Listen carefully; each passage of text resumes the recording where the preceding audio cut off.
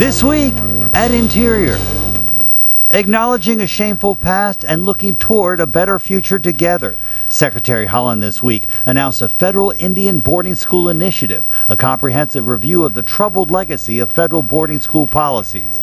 In her remarks to the National Congress of American Indians mid-year conference, the secretary pointed out it was the department she now leads that once led a national effort to wipe out Native identity, language, and culture. To address the intergenerational impact of Indian boarding schools and to promote spiritual and emotional healing in our communities, we must shed light on the unspoken traumas of the past, no matter how hard it will be. Secretary Haaland joined internationally renowned and award-winning cellist Yo-Yo Ma this week to encourage all Americans to get vaccinated against COVID-19. The Biden-Harris administration marked a milestone last week with 300 million doses administered, but health officials warn cases could rise as variants spread through unvaccinated populations. Secretary Haaland took part in a meeting this week at the White House Climate Task Force. The task force is part of the Biden-Harris administration's whole-of-government approach to tackling climate change, creating good-paying union jobs, and achieving environmental justice.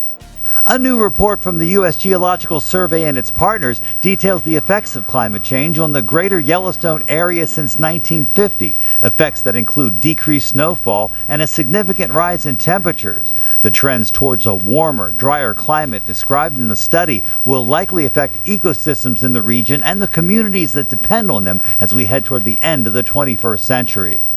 Nearly $530 million went out from Interior this week to more than 1,900 local communities nationwide.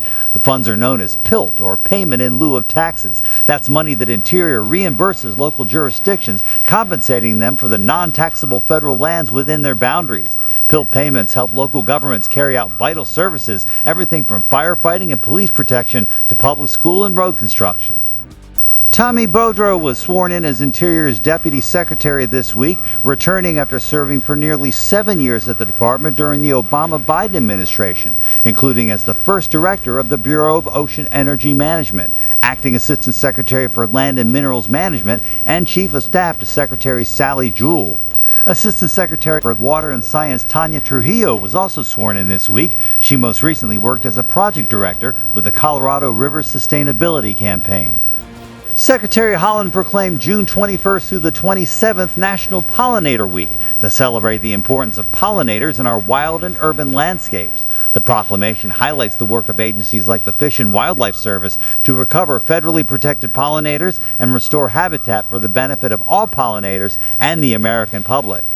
The Fish and Wildlife Service this week proposed changes to the current regulations governing the federal migratory bird hunting and conservation stamp contest. The proposed revisions would provide artists more flexibility when designing their art and broaden the appeal of the duck stamp to more audiences. More than $1.1 billion in duck stamp sales have been used to acquire wetland habitats to help sequester carbon and contribute to addressing the impacts of climate change, purify water supplies, provide economic support to local communities, and enhance outdoor recreation opportunities.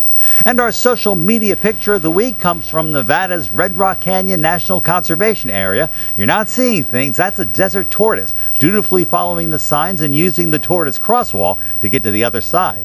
It's actually rare to spot a desert tortoise at all, let alone one that follows directions. They're one of the most elusive inhabitants of the desert, spending up to 95% of their life underground. Make sure you follow us on Facebook, Instagram, Twitter, and YouTube. That's This Week at Interior.